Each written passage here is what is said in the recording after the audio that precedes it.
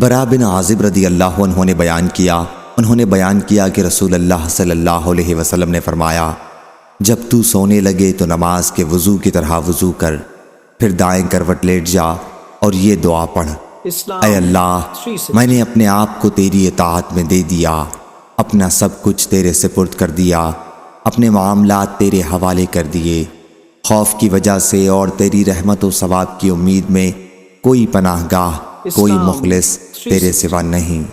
میں تیری کتاب پر ایمان لایا جو تو نے نازل کی ہے اور تیرے نبی پر جو تو نے بھیجا ہے۔